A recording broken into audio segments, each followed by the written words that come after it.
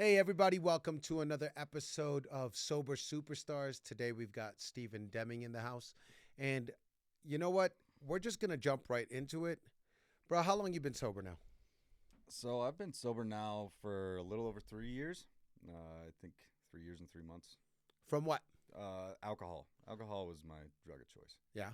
Yeah. How bad was it for you? It got pretty bad. Tell me the worst of it. Tell me the ugly, the good. You know what I mean? Yeah. So I started drinking when I was, I think, 15. I grew up in Laramie, Wyoming. Small town, population's like 30,000 when the college students are in. So it's very, very small. There's more bars than churches, that kind of town.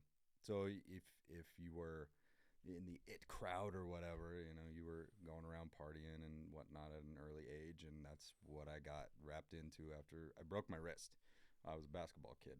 I broke my wrist and was out for the season and started partying, and drinking was in my family. I grew up with it. It was a normal thing about So life. that was your trigger point? Are you saying you didn't drink before that? Like you didn't party while playing basketball or anything like that? Yeah, no, I might have experimented with it a little bit, or there might have been a gathering here and there, but it was at 15. 15 is when it really took off. It was like, well, if I can't play basketball, then I might as well. So not of legal age. No. How did you get your alcohol at 15? I have some funny stories. Yeah, there were plenty of people. I mean, honestly, we could just walk down to a liquor store and wait for somebody walking in and be like, "Hey, man, can you grab us a bottle of vodka while you're in there?" And throw them like $40. Right. The change. Okay, I thought you were saying like your town was so small you could just go in there and they'd be like, "Here, fuck it." Yeah, no. It wasn't. It wasn't like that, and it was right at that turn where everything was becoming uncool. Like smoking wasn't cool anymore. Because I started smoking when I was 15 too, and it. Wait, yeah. so do you smoke now? No, I quit that. You're full sober. Yeah. Okay. Yeah. Except for energy drinks. Energy drink, yeah, caffeine. Me too. Caffeine. Right. It's something, right? Right. I've never been a morning person ever. I was one of the first kids who like got a cell phone in junior high, and I hated the thing because then people could get a hold of me like whenever they wanted to. Oh. And my friends would call me at like 8:30 in the morning. "Hey, you want to hang out today?" Like, "No, man, I'm still in bed." So I've never been a morning person. I've been. Even now? Or do you have to be sometimes? I mean, if I have to be, I'll do it, and Okay, it's cool. fine. But if I'm getting up in the morning early, it's coffee. Yeah, how was the Gamma group for you then? That was fine. Honestly, I've had, because of my career as a maintenance mechanic, I've had a lot of fluctuating schedules and Okay. lack of sleep and all that. So operating off of 3 or 4 hours is no problem. As long as you have your... Right. As long as I've got a little bit of go juice to get me started, then and a little bit of jump start in the gas tank. Guys, if octane you're booster. not addicted to energy drinks, don't even pick it up. Like, seriously, just don't. There are times If you where don't need it, don't use it. you go into a gas station, they've got like the 3 for $6 sale, and you're like, "Oh, well, I have to." Well, I have to. I've got one, it's on then I can sale. stock up for the week. And Yeah, no, I'm the savvy shopper. I go to Costco. yeah, I go to Costco, and I'm thinking I'm only spending this amount for energy drinks, and then I spend $500 to $800 for everything else that I ended up getting. right. anyway. But that's almost like the mentality you have as an addict, right? Yeah. You can find any way to justify it, Right. which is No what I matter did. what. And with all the drinking that I did through those years, it was one of those things where, like I said, it was in my family, so it was just a normal thing. Like, we used to get paid quarters to go get beer out of the cooler for Dad and his friends at the barbecues, and when we were out camping, "Hey, go get me a beer. Here's a quarter." And who can make the most money this weekend, things like that. So it was this normal life thing. So when it came up, it's like, this is just what you do. This is normal, and you find these ways to justify it, even if you're getting the feedback from the people on the outside, like, "Hey, you might want to slow down, or you might have a problem." Like, no, it's fine. Like, I still go to work. I've never missed a day. I don't call out sick. So super functioning. Oh yeah, I was a high air quote, alcoholic. high functioning alcoholic. Yeah. Well, like for example, I only know you now, right? I know you to be this guy that's all out, plays full out, always willing to serve, Thank caring you. for everybody else. I mean, just really always there, like filling in the gap, no matter where it is, right? What was it like when you were fucking off? I'd still honestly, and I think, my wife and I went to counseling because of the drinking and some of the problems that it causes in the relationship. And she would even say, she's like, sometimes I can't tell if he's been drinking because he's so himself. Oh wow. It was once I hit that tipping point of like sloppy and gross drunk. That's when. How often did you hit that? Oh, it was almost daily for a long time, and it got really bad after my dad died. Oh, okay. Another trigger point. Yeah, it was that one nearly destroyed me. Okay. I talked about that in Dallas when we went last year. Okay. He was my best friend, but had a huge alcohol problem. His tipping point was after my parents got divorced, and it didn't get so bad. But I remember him; he would drink beer, and just like the normal American dad or whatever, have his beers and everything. But then he got with a girlfriend, and she was a much higher level drinker than he was. And so he ditched the beer and went straight to cocktails all the time. And then it was like, it was now that I reflect on it, I can see that change. And when it happened for him, like that rewiring in his brain, because it used to be just kind of a habit. You come home, you have a beer with dinner, and he was a smoker too. So he had like his wind down routine, and he never got too crazy. But when he got with his girlfriend, it really switched into high gear on the drinking, and it was just straight to a shot and a cocktail and mixing drinks, and then they would drink all night long. And like I'm seeing this happen, and I learned how to bartend a little bit by serving them drinks because they couldn't get up and walk. Which you look back, yeah, you look back at it. How and old were you then, doing that with your dad? I think that was like 11 or 12. Oh wow! So you're serving dad drinks at 11 and 12. Yeah. Oh shit, that's next level. Yeah, but that was like the cool house, right? Right. We for everybody else around. Yeah, like, oh dude, your dad's so cool, your dad's so chill, and you get like he'll give you a little sip here and there when you're mixing them drinks or whatever, and like, oh, that's so awesome. Did he get abusive? No, never. Never. No, my dad. One of the rare few for you then. Yeah. You know what I mean? To go to live in an alcoholic house. He never got angry. He would get to the point of sloppy drunk and like falling over and slurring, and the repeated conversations where you've had like, Dad, we've talked about this 3 or 4 times now, and but that didn't even make him angry saying that. No. Oh, then he would just be like, he'd just kind of like he'd withdraw. He'd withdraw. Gotcha. But he was never abusive. He was never mean. Happy and funny. Yeah, he had. I think he had depression. If I look back at it, he just never dealt with it. He was the guy. He drank like, it away. You don't go to therapy, and men are strong, and if you talk about your feelings, you're weak. And so, like, I saw my dad cry, I think 3 times in my life. Once was when I moved away for technical school when I was 19. I think another time we were having a conversation about my daughter, and the last time that I saw him cry was right before he died because he was in so much pain. Oh wow. So I mean, he kept everything in. He didn't burden anybody. He would give you the shirt off of his back if he thought that you needed it. Like, he didn't even have to ask. And if you asked for anything, he'd drop whatever he had. So that's kind of where like my upbringing and standards of being a person who cares for other people, I learned it from him. Oh wow. People pleaser, things like that. Would you say you also learned your alcoholism from him then too? Oh, 100%.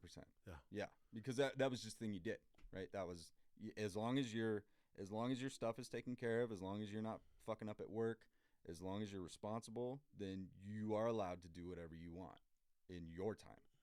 But it got to a point like I had a family. My eldest daughter is 14 now. So she was born when I was 19. No, I just turned 20. But yeah, I mean, it was well into the drinking then because I was still a young kid and like still going to the bars with my friends, and my partner at the time would go out with her family sometimes, and we'd like trade off staying home with the kid, and it was like a casual, the normal American thing, right? But I still had the booze at home, so I was still, when I was drinking, I was always very productive. cleaning the house while I was drinking, doing the dishes, working on a house project, whatever. Like I was always busy, and then all of a sudden it hit, and I would just be like, oh, shit, it's time to go to bed, you know. But that would be like 3, 4 o'clock in the morning. I gotta get up and go to work at 7. So, but then you didn't take on the abusive neither. Like you don't No. have any abusive because you weren't modeled it. No, it wasn't modeled. I knew it existed. You know, there were friends and other people in my circle who had experienced that, and it was always really terrible. And I've always been a huge supporter of, you know, like you can't put your hands on a woman ever. Right. Like there's no reason to. Even in my opinion, No even matter what. right? Even if guys. she's like beating on you, Yeah. you're not hitting Nope. back. Nope. You know, you can restrain, like grab and protect yourself, but you're not hitting back, right? Ever. That was always my feeling of it. But I did, in my worst moments, I did get verbally mean and loud and say some shit that I'm not proud of.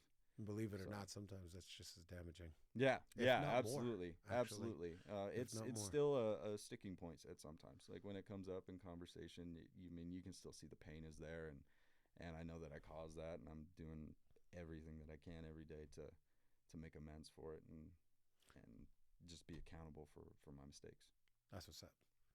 So now, biggest transition then in sobriety. Tell me all the greatest things that have happened, or tell me the differences, the drastic differences between the two for you. I mean, you know, obviously it's cheaper, right? You're not running to the liquor store every couple of days to restock, because Number one thing about I'm saving money. right, yeah, no, that's just one of the funniest things that comes up, right? Oh, at least you're saving money. It's just so nice because for the longest time, like my wife, Fire, you know Fire. Yeah. There were the conversations. How awesome is that name, by the way? Yeah, He's married to Fire. I am married to Fire. I get to be around fire all the time, which is funny because I was a pyromaniac when I was a kid too. So it just Go figure. it fixed. God knows what he's doing.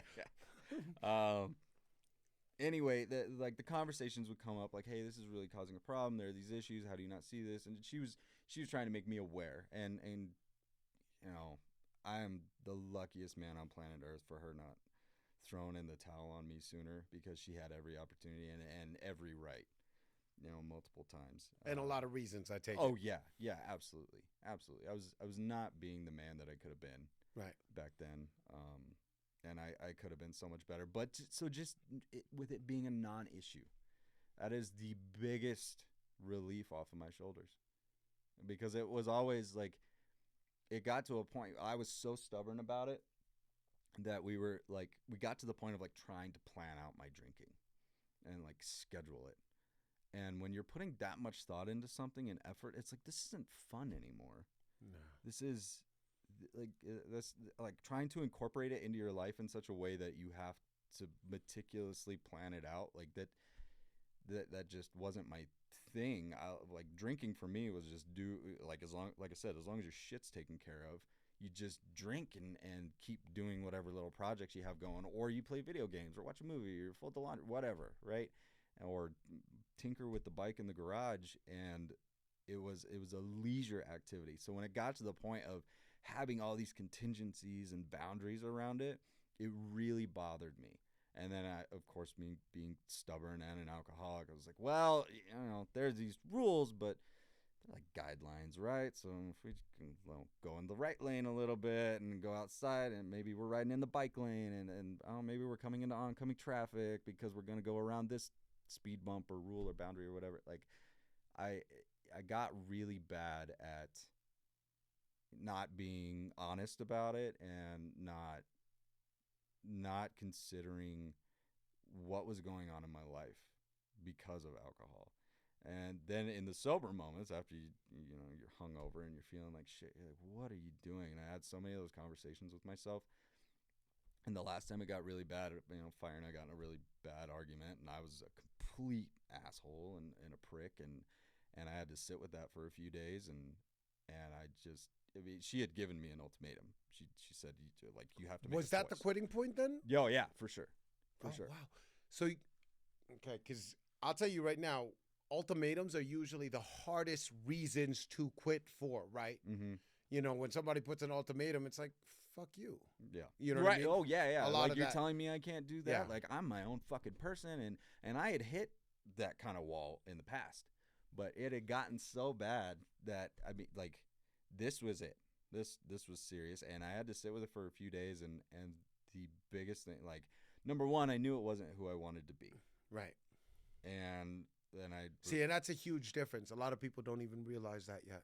yeah. Right? Like the biggest misnomer is for those that, you know, drink casually thinking, hey, I got this. Yeah, yeah, I've Right, got like it that's- under control. It's yeah. not affecting anybody. And I told myself that lie for years. Like, oh, I'm not hurting anybody. No, like when you're hungover as shit and you're still going to work, it's affecting your job. It's affecting those around you. You're unsafe to be around. And the No risk ma- of driving there. Yeah, and everything. yeah, and How many and times did you, be honest, how many times did you think that you were a better driver when you were drunk? better? I never thought I was better. Oh, okay. Never I thought used to was lie to better. myself thinking, oh, I'm high. This gets me more Right? Yeah, focused. I'm focused. I'm in the zone. Like, no, I never. I lied to myself. I a never lot. said that I was a better driver. I've heard it I from was, a lot of other drugs. I used to and play alcoholics and- darts with my dad. Oh, wow. We actually played leagues together. You still good? I haven't played in years. I still have my. We need darts. to put up a dartboard Yeah. because I literally used to play for hundreds and hundreds of dollars worth of meth Yeah. on darts. So go on. So Anyway, you used to play darts? Yeah, yeah. I was a dart player, and there was.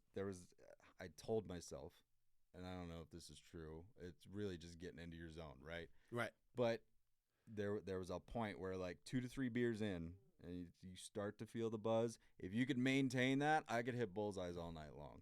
If somebody was like, "Oh, that was a really good game," and start throwing shots, and I mean, then that would fuck me up, and I'd start throwing- Then you'd be done. right, All like, done. like they knew, like, Right. okay, he's kicking our ass, like go buy him a drink, go buy him a shot. Go buy him a drink. Here you go. Yeah, He's not gonna say no. right, yeah, he's not gonna say no because you don't want to be rude. No. Right? Yeah, right. And you probably wanted the drink anyway. Oh yeah, yeah, absolutely. So- Like, free booze, sign me up. But so then okay, so she gives you the ultimatum. Mm-hmm. Talk to me about that process. How do you go from lifestyle of drinking, bartending at 11, you know what I mean? And you know, tragedy at 15. Well, tragedy in your life, right? Like, you know, no more basketball and everything like that. Yeah. Trigger point to heavily drinking. And I mean, how many years is this now before stop point? So, what, it would have been 15 to 31. So 16. 16 years. 16 years. So yeah. actually longer than you've been, alive. you know what I mean? Like longer than halfway point of being alive. You were sober for 15, Yeah, and then I just drunk went for right into it. 16. Yep. At this point, you're now more drunk than you've been sober. Yep. Right? How does somebody get an ultimatum handed to them and then go, okay, fuck it, I'll quit, and then actually be able to quit? What was your steps? So the biggest ones. I mean, I love my wife to death. I would do anything for her, and we've been through a lot. She's had a couple of close calls with death, Okay. and so you know, there's been a lot of trauma. We've been through a lot of shit, and I've always told her, like, no matter what, like I'm here, right? I don't want to do this with anybody else. I don't want to like start over and try to find somebody. And for years she would be like, "Oh, you know, there's somebody out there who's better for you. It's just not me." Like, no, like you're it. Yeah, I want to be with you. Like, you're my person. That's You know, good. it was fun. I remember in one therapy session we were talking about it, and the therapist asked me why I wanted it to work so bad, and I straight up said, I don't think there's anyone else in this world who can love her like I can, like who can And you be there know for that. her. Yeah, I Yeah. know that in my heart. Like, I love that. I know that I am the person for her, right? And I'm still growing and developing and refining. But ain't our nobody gonna do relationship. it like you're going to do it. Right. Period. No. And nobody's gonna put in the work to Right. freaking change the way that they need to change or grow or expand or raise their awareness to be that person for her. Right. I know exactly how you feel. Yeah. I'm that for Jamie. Yeah. Period. No And, ifs, and when ands, you or have that buts, feeling no inside nothing. of you, it's like I said, anything. It used to be, you know, when I was younger, I would say, you know, if you cheated on me, we're done. And as we, you know, invested our time and energy into each other, so it got to a point like I don't know what you could bring to the table that we couldn't work through. That's so funny you say that. You want to know why? Number one rule, we've never, ever brought up the word divorce. It's not allowed to be brought up in our family, in our marriage, or anything like that. So it's not even allowed in an argument or anything. Sure. So it's not an option, period, right? And so I told her parents this. This is something I told her parents, that if, don't worry about it. If I ever catch Jamie cheating on me, no divorce. I'll kill her. And they looked at me like, till death do us part, right? Are you fucking kidding? And just stone face, like, no, I'm serious. And they were like, okay, fair enough. Yeah. And literally, here's the craziest part about it. Jamie is the first person that I've ever been with that I've never cheated on. Mm-hmm. I am the first person Jamie has ever been with that she's never cheated on. That's who I am for fire. Oh, she's never cheated on me. She's never been, what do they call it? Infidelity, you know. Well, you haven't cheated on her. No. Oh, I was about to stab you now. No. Like, and that was always my that was like, you're about to die here. No. My That podcast was always and my, make like, this go I was the viral. guy in high school who like gave all my friends shit. Like, why are you fucking around with another girl? You're with a girlfriend. Like, if you don't want to be with them, just fucking leave. Gotcha. Right? So no, that's never come up. That's never happened. Just it's not my thing. It was my thing. It was Jamie's thing. No. It was our thing, without it being our thing. Sure. Yeah. So when you have a coupling like that of two people who you can, like, you get around those things and that you don't want to anymore, and so that's where I got with the drinking, right? Like she made me want to be better. Right. And she was always there for me, pushing me to be better and trying to show me that I could be a better version of myself. Like 1,000% of this credit goes to her for sticking by my side and pushing me all the time to be better and improve and be the person she knew that I could be. I just didn't. I wasn't aware, right? Like, it was so ingrained and embedded in me. But so she gives me the ultimatum, and I'm sitting with it for a few days. I was at my mom's house, and at the time was thinking about moving. And my mom, I love her to death. I love my mom. And she supports the best way that she knows that she can. But like, divorce got brought up in those conversations while I'm around my family, and like, I listened and I heard them, but I was like, that's not what I want. Right. You know, like that doesn't, I don't want that to be an option. I don't want to go down that path. And then thinking about my kids, like, I don't ever want to not be able to see my kids. Right. I don't ever want to not be able to be there for my kids. So having that unfettered access to my family was the biggest wake-up call for me. Because I was sitting by myself. I think my mom had gone to bed. She's got a fire pit in her house. And I was sitting there, and I was still like drunk at that point from the day before or the night before, whatever it was. And I'm just sitting there sweating, feeling like shit, sitting with all these thoughts like, what the fuck are you doing? Like, seriously, what the fuck are you doing, man? Like, your son loves you, your daughters love you, your wife loves you. Like, what are you doing? Why would you do this? And so it was my own personal come to Jesus moment with myself. Like, you need to get your shit together. Like, and then thinking back on all the times that I saw my dad fall down or do something stupid or something embarrassing, and like, I didn't want my kids to have to see that or go through that or deal with it. And this is all after he died. Like, this ultimatum came a year after he died. And so it was like the hardest year for our relationship. And it was... How long you guys been together? Going on 10 years now. Oh, wow. Nice. Yep. Nice. We dated in high school, or junior high. We dated in junior high.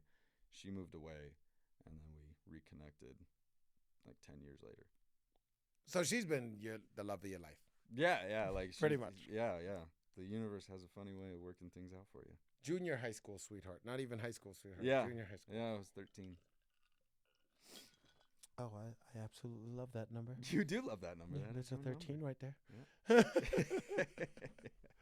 So, all right. So now 10 years in, So she stuck with you through that alcoholism, huh? Yeah, she did. Wow. When we got back together, she was actually working at a bar in like this mini party phase. Oh, So it was jeez. like she was drinking a little bit and partying some. I was like, oh, Nice. you're let's my girl. go. Like, let's do this. And there were times where we would, the kids would be out of the house and it's like, hey, let's have some friends over, and we'd have the get-togethers and we'd drink and everybody be hungover the next day and that kind of thing. So that was in our lives, but she much more than me was like, I don't get the point of drinking. It all tastes like shit. You feel like shit afterwards. There's like this very small window. And she's like, it's just not worth it. So she's never been a big drinker. Never. Oh, gotcha. Okay. Never been a big Me drinker. neither. I've been a big mether. Yeah. Yeah, I'm definitely not a drinker. I'm not into the downers. I'm not into, Right. you know what I mean? Up. Get me up. And it's so funny because you obviously know I don't need it No. at all. No. Like, I you sleep you this loud. produce your own Yeah. your own chemical that is plenty. I don't know. Like, you on meth, I can't even imagine. Oh, Can't no, even no. imagine, that breaks the matrix in my head. Actually, it calmed me down. Really? Yeah. So did it a like di- level opposite. it leveled you me out. Yeah. Interesting. And it I don't know. It did a lot of different things for me. It expanded my horizons, not quite in the healthiest ways, Sure. right? And it's good because I found much healthier ways to expand my horizons now and grow my awareness and become a better person. Yeah. Meth did not make me a better person No, not at all. at all. Yeah, and drinking didn't make me a better person either. And look, there's some people out there who can have the one or two glasses of wine a night. That's great. Right? I can't. That wasn't you. No, Nope. if we're gonna drink, let's drink. No. I That mean, was the thing. there's people out there that could have the one or two hits of meth a night. Actually, no, there isn't one. I don't think I meth don't- I has don't- the casual I don't- user. Yeah. It's like, I think meth's one of those all or nothings. I mean, when I started running with a drug ring that was bringing in about 1.2 billion worth of meth across the East Coast on a yearly basis, right? Like, I had access to all the meth, and I was doing probably 5, 6, 7 grams a day. Wow, This the amount that people do in a month. So, that's crazy. yeah, and it was just nonstop smoking. Thank goodness I never shot it, because if I did, at that amount of, I'd be dead. Yeah. Like, but it was just always smoked it, and I loved all the techniques of it and stuff like that. I got so caught up in the process and everything, and me being OCD and everything like that. There was so many locks and everything that just held me in place of it that I had to let go of and break apart from. With you, when you broke apart, what were some of the hardest challenges that you faced, would you say? So for me, it was hard because it was like drinking was part of my identity, right? In that small Yeah. town, Oh my gosh, yeah. Steven the partier. Yeah, they you called know, me the dragon so- with all the amount that I smoked and how much Oh, sure. meth Yeah. smoke I had. Yeah. Yeah. So yeah, like, everybody knew that I was a solid guy and that I would help anybody that needed, but like, I was drunk. I was a drunk, and Ugh. and then I was turning into my dad and things like that.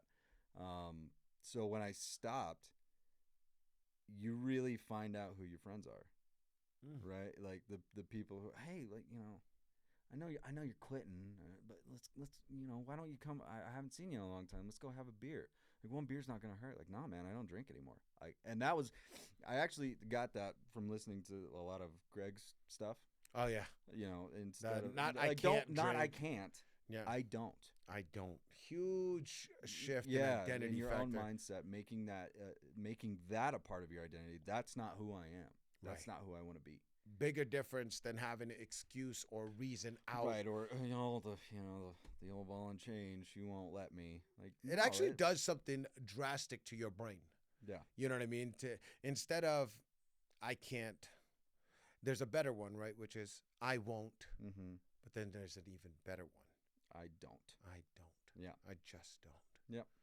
And believe it or not, I mean, it breaks down to something as simple as fries for me, Sure. right? Like, I don't eat Yeah. French fries. Yeah, candies and chocolates and things like that. Like, I don't eat that. That's However, not I food or do whatever. drink energy drinks. Yes, lots of energy drinks. Cheers. Yours is empty. It is, dude. So, I mean, this was my problem, though. This was my problem with alcohol. Like, I drink nonstop all day long. Right. So if it had booze in it, it was just an added benefit. Right. But there was no conscious, oh, how much have I had? How much I need to slow down. There was none of that. None of it. I just drank and drank and drank and drank and drank until I hit that wall.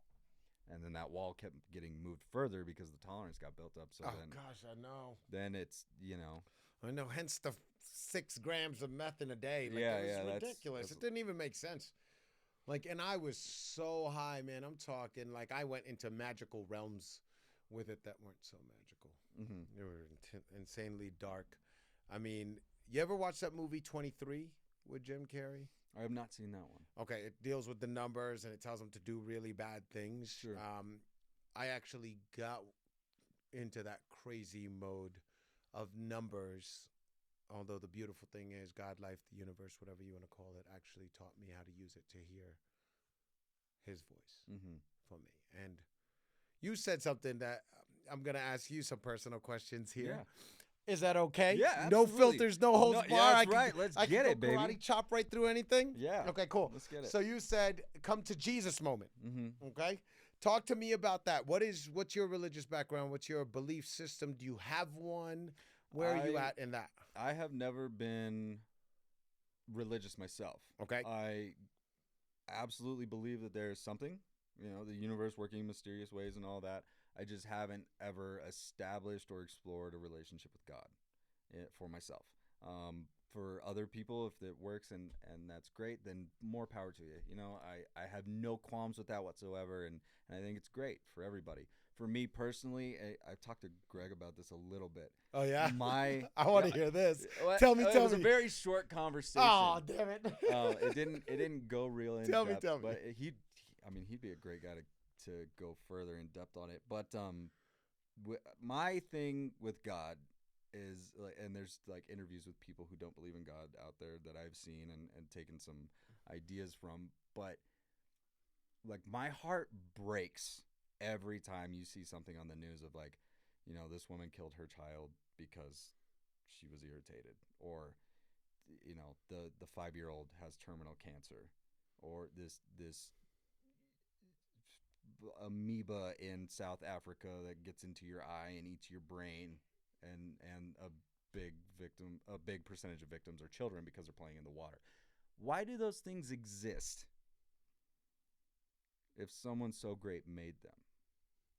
That's what I struggle with. Like, why is all this terrible shit around if he is so great and all-knowing, and which I'm sure he is? I give him all the credit in the world. I just don't know him, right? Right. So that's my sticking point. This freaking proverbial question, because let me ask you a question. Was it the good things in your life that made you realize there's something greater out there? Or no, not at all. Hence. Right. So you got to see the bad shit to know that there's something better, right? To know that there's something greater than all of this. Because it's not, right, like that. When we look at the bad things that's happening, now don't get it twisted. There's things we can do to change that. There's things that we could do to improve that. There's things that we could do to love on that, care for that, provide, fill in the gap, etc. All the different things that we could do to serve that infinitely. Yes. By the way, that's a plug to Infinite Serve. Infinite Serve. Make sure to come check us out. Definitely. But anyway, outside of that, there's an opportunity to be able to change something. But the truth is, all of these things that are happening and stuff like that are just opportunities for us to realize that there's something greater that transcends all of this. All of this. When you get into the hardest shit that you face, when you experience love instead through all of it, you know there's something greater. So it's just all key elements. Now, true, there are hard things. There are situations. There are circumstances. There are injustices. Yeah. I mean, as much so that evil pervades, right? And you see it. But that's not the end of the story. If it was, then you're absolutely fucking right. God doesn't exist. Right, but like you said, that's not the end of the story, because there's always something on the other side of it, right? And that's where God exists. At least for me. Yeah. Right? And so if I could share, especially now in your sobriety, and man, you exemplify God's greatness in just the way you are, in the being that you are. Thank you. I can't imagine what it would be like when you recognize his face for who you see him to be. Right? So my only ask, Steven, if I can ask one thing of you, please. You're going to please. ask anything of me, my brother. Okay. When you're in your quiet moment, no one around, not even fire, not anybody, just you. Just you. Just ask this simple question. God, do you truly exist? And if you do, you show me. Not the other shit that you read of other atheists that believe a certain thing. Right. Not Greg, not me, not anybody that you see that exemplify, their best at what God actually does in their life, right? Like, but for you, direct to you, between you and God. Because when you, especially the person that you are now, oh my God, if you unlock that relationship with God, you'd be fucking untouchable. You'd be invincible. No joke. And that difference. I will. Just ask. Just ask. If he don't answer you, then you could be like, Bernard, fuck off. Like, I'm not going to tell you to fuck off. But you could. Like, you could be like, he never said nothing. He never called back. But no, and even another good point of my sobriety and everything, right? Like, I never was the person to like reflect on things. So thinking back as far as when I was young, like, I was so excited to come do this show, and it's been rescheduled a couple of times just because life happens and everything. Yeah. But I'm like, it's okay. We're going to get there. And I'm so excited that I get the opportunity to do it because I'm not supposed to be here. Right. I'm not. Like, literally, right. When I was 13 months old, the doctors told my parents, how old? I'm dead. 13 months. Yeah. Okay, keep going. The doctors told my parents that I was going to die. And they were like, there's nothing we can do. You need to start preparing for the worst. And then I pulled through. I'm like, okay, well, he's gonna have a lot of challenges. He's gonna have a lot of learning disabilities. I never had any of those problems. And I mean, if I would have applied myself more in school, I would have graduated with a 4.0. I still even through all my partying in school and everything, I still graduated with like a 3.4. Oh wow! So okay. I mean, I was. You sure it wasn't a 3.3? It wasn't a 3.3. If it was, I would have been so sick. I would. Yeah, that would have been. Sick. Anyway. No, like, so reflecting that even that far back, because I'm sober and I can have those thoughts now, and I can actually see what is happening for me in my life, not to me, right? What has happened for me? Like, I have all these opportunities because I wasn't ready to go. Like, my entire life is not supposed to be in existence. Everything that I do is an incredible opportunity to do something that was never supposed to happen, according to someone, right? And so that whole reflection period and belief process, if this had happened, I never would have met Fire. If this had happened, I never would have gotten back with her. If this had happened, all of these things. And so I can see how the universe is always working for you. So I do believe in that. Do you believe it's random? Random? No, I don't. So if it's not random, I mean, there's gotta be something, right? Because something, right? Something is working for you. Gotta be something, right. And we're talking like infinite wisdom to be able to utilize all the chess pieces that it takes to move billions and billions and trillions of pieces. And I'm not just even talking about billions of people. Mm-hmm. I'm talking about just within our own body, trillions of cells, billions of cells, billions of everything within all of us, and all of it to work for one cause and purpose. It's almost impossible for it to not be existent. But here's the thing, even with all that, and now we look at all the bad things, right? Like, if we look at it and stop timeline, yeah, that fucking sucks. Yeah. And that doesn't portray the story of an existent God, right? But if we were able to see everything that played out in the role of every single one of those lives, in the people that it transitioned to help shift, in the changes in the global aspects of everything, and the viewpoints of people that it shifted their energy, and all the way down to each person's experience. Mm-hmm. And then the outcomes, no, not everybody's outcome is going to be great. No, it's not. But who says it even ends there? We don't know that. We have no clue what happens. This could just be a temporary experience, and that one may have not been the best. Right. You're making the best of yours. I know I'm making the best of mine. Hell yeah, yeah. I know everybody in TFP is making the best of theirs. Shoot, we're not working this hard to stay the same. Nope, That's right. no, That's right. no. Right? So everybody's putting in all these things. But here's the thing, and I'm going to share this as a personal experience. I know for a fact that I couldn't have gone this far without God. Mhm. Right? For you, you have gone this far in your essence and awareness without God. Yes. Right? Because look, whether God was there helping you or on it or not, Right. in your awareness, it's like, no. You know, with fire, with Yeah. Greg, with the community, with everybody. So could you imagine having an invisible helper all your life, right? Invisible. Yeah. Distant as hell. You don't even know. Like Dobby. Right.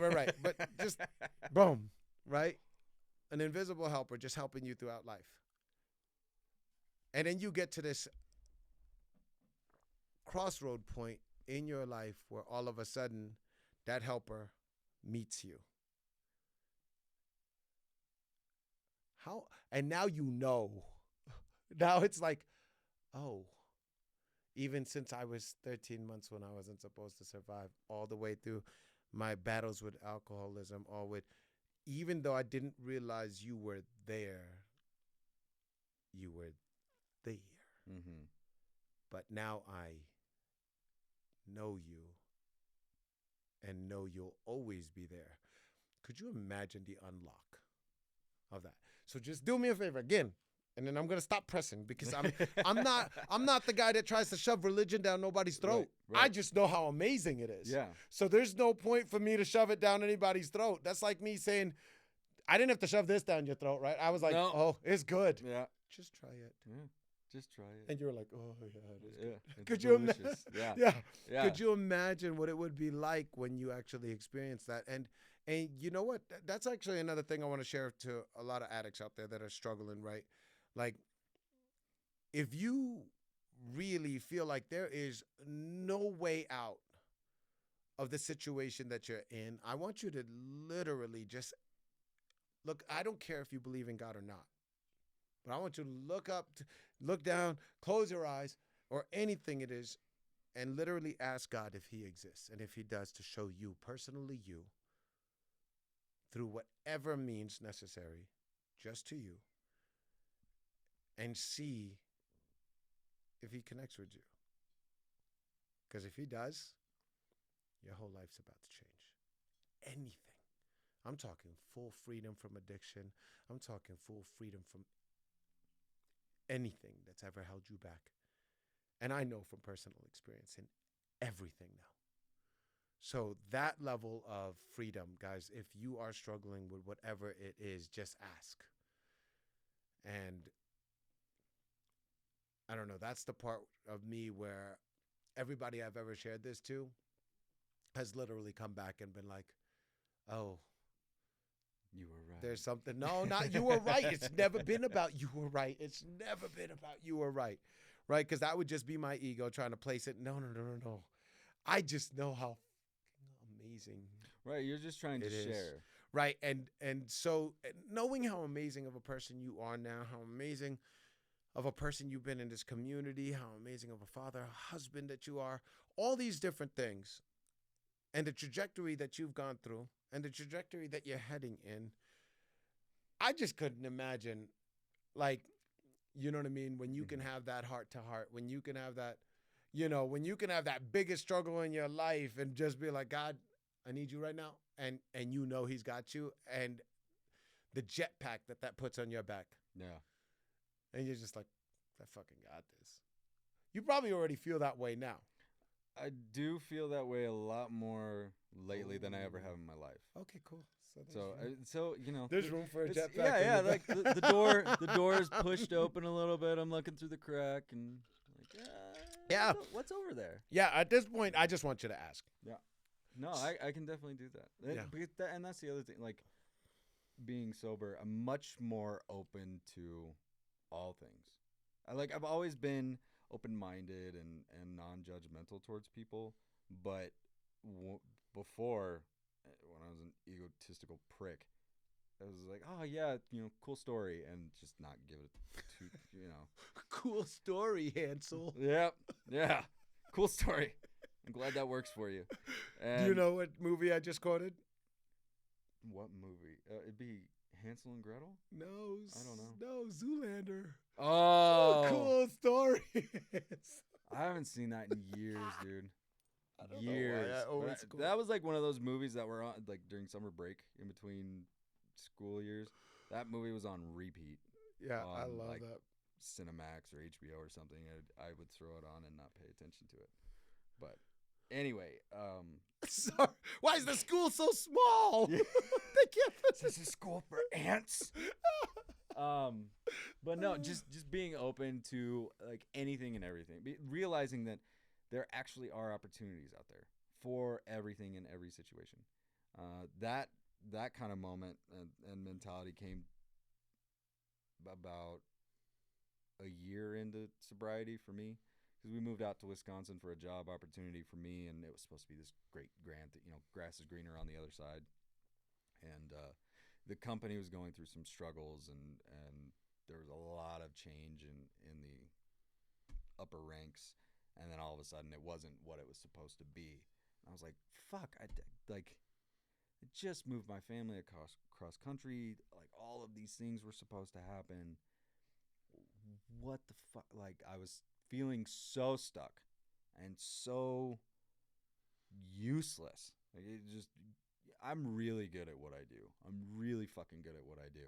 But I was doing it for someone else for no return, for no impact, for no meaningful reason.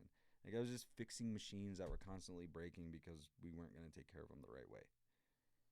And I remember sitting in this house, and we were like, everything in Wisconsin did not go like it was supposed to. So we rented this house that was built in like 1880. Like the floors were caving in. Oh, wonderful. And the windows were new, but they leaked like a motherfucker. It was cold, and the heater ran all the time. And wow. even when it was like 70 degrees outside, the heater would kick on because it was just like it was not a good house, right? It gave us shelter. It gave us a place to sleep. That's about it. But hey, at least you went to gratitude. Yeah, and I was sitting there thinking about it one night, like, this can't be it. This can't be it. And that's when I really dove into TFP and checking out all of the content that's available through Greg's videos and his lessons and everything. Because for the longest time, I've been in Greg's ethos for 10 years since right, because Fire is his niece, right, and I'd been to a couple of his events, helping out, run booths, and of course you were. I love it. And but I was always I was the person like I don't belong here. Like, this isn't for me because I'm not at this level, right? See, and I can't even imagine a TFP without you. What? Yeah, I can't anymore That's either, which so is crazy, funny right? You say I don't belong here. I Right, can't but imagine that's a just TFP how I without felt, you. because that's how society makes you feel. Like, especially growing up in Laramie, Wyoming, this small little ass town, like, it was the whole, go find a job that's good enough and settle, and every now and then throughout the year you'll get to do something that you want to do. Maybe. That was life in Laramie. And then in between that, you went down to the bar because you didn't want to sit at home. And so sitting in Wisconsin, like, finally figuring out, like, I know I can do more. I know that I want to do more. This is not who I want to be, where I want to be, what I want to do for the rest of my life. And finally diving in on all this stuff. Again, in the sobriety, being open to all of those things and the messages and the lessons and the views of opportunity. That was a huge turning point for me. So if you could boil it down then in one or two words of what your key to freedom was, what would you say it is? Try to break it down into, like, for me, mine was surrender. Mm-hmm. And then it became gratitude, and then it became serve. So those are the three aspects that were keys to freedom for me that have literally kept me free from addiction. And I am forever free. There is no turning back for me. that's not even a possibility. So Right. what would you say was your key to freedom that you could share with others out there, especially the people that are watching this, so that they could maybe use that key to hopefully unlock the shit that they're going through right now? So honest, because of the first step for me in the realizations of not wanting to be a really shitty example or warning to my children, I would say family, for one. Was your key? Family was my first key, and then With fire being the fire underneath it. yeah, fire was the fire underneath me to light. You know, That lit she you lit up. my ass on fire. Yep. Time to get your shit together and be the man that you can be. So family. Family was huge for me. I know there's a lot of things out in the world and people have troubled families and home life isn't always great. So that doesn't work for everyone. Look, these keys don't work for everyone. Right.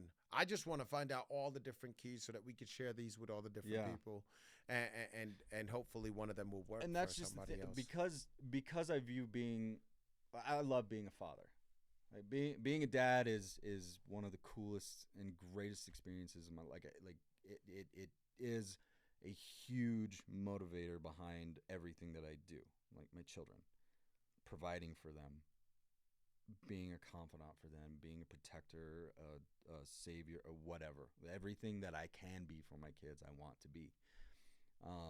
So when I thought about, having to see Riker like once every 2 weeks, or if I moved out of state, then what does that look like? Then we got to work out some visitation schedule, and it's like no fucking way, I'm not doing that. It tore me up inside. And so again, that unfettered access to my family. So family was my first key, and then the second one was just feeling stuck, but then finally understanding that,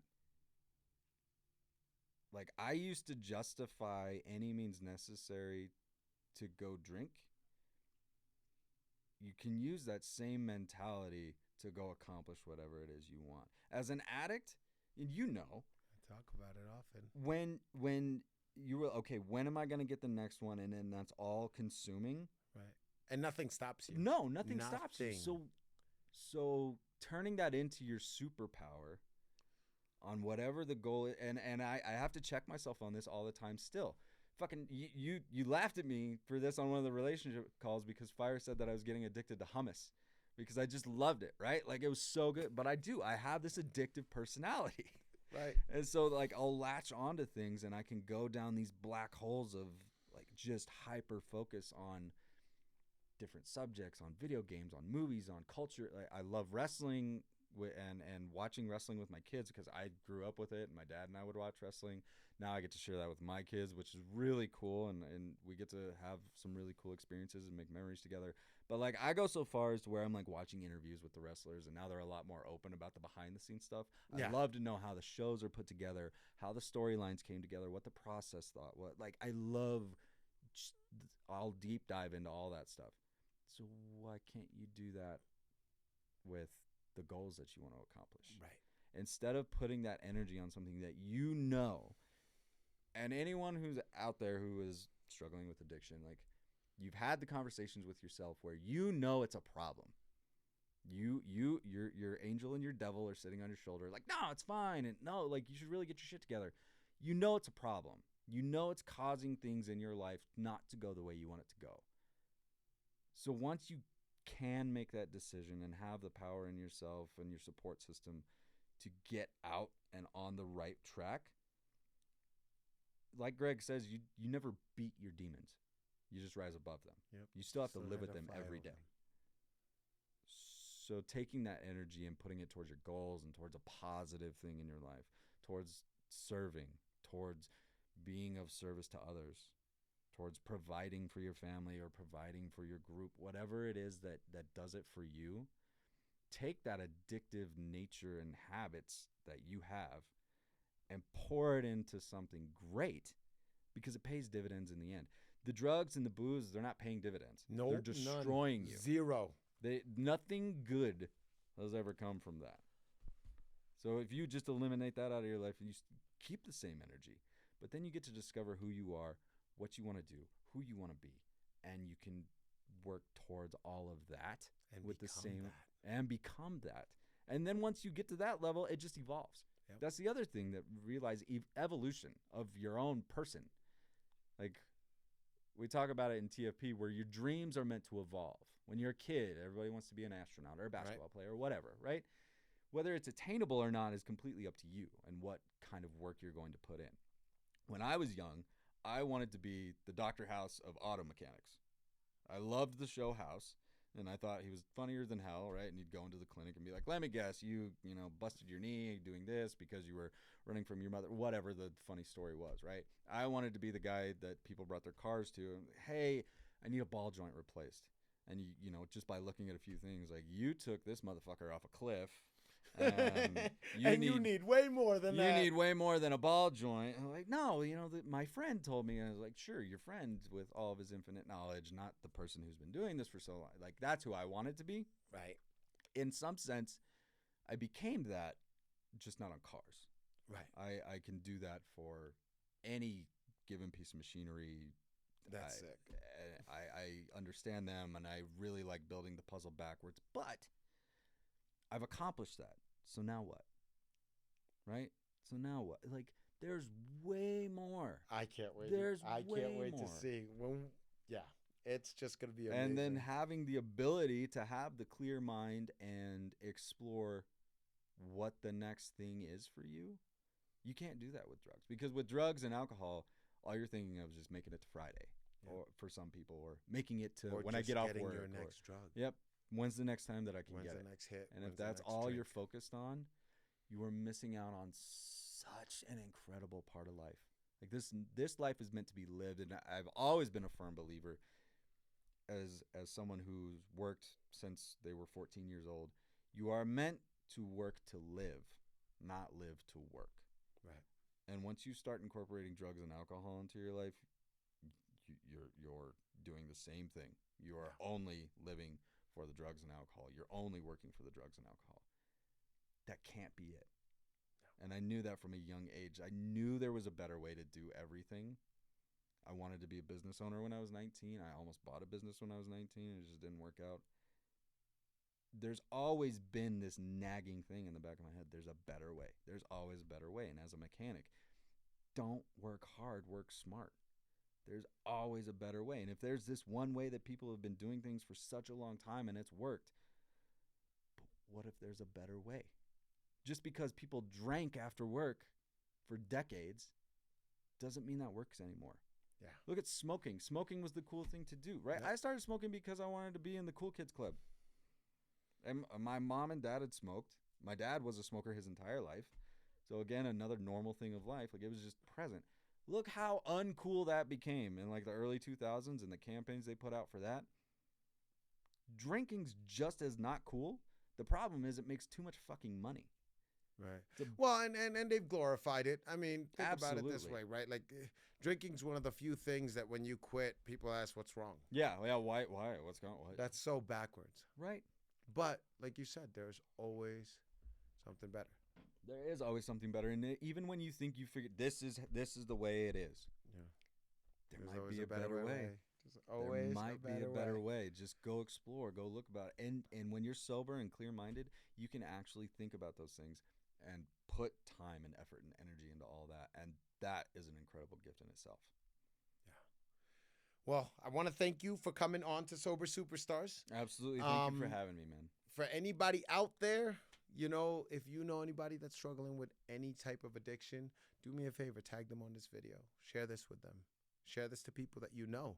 You never know who out there is actually needing to hear this right now. So we love you all. We love you more. Steven, thank you so much. I can't wait to hear your comeback on what, I don't want to hear you're right. That's not what I'm here for. You know what I mean? But I definitely want to hear the experience. Yeah, I'll let you know. Thank you so much. I'll give you a follow-up on that. Thank you so much for being here. Tell Fire and everybody love them. Yeah, and absolutely. Give them hugs and kisses for me. And for everybody out there, if you need somebody just to listen or you need a different perspective on things, I'm happy to have a conversation. Look me up, hit me up. I'll tag you on all of these, Great. So make sure. So and I'm here to serve and be whoever I can be for people out there. You know, in a positive light. That's what I want to do. That's what I want to be. So that's the next better way. Right. That's the next better way. Serving everybody as best I can. Sweet. Thank you so much. Absolutely, B. Ah,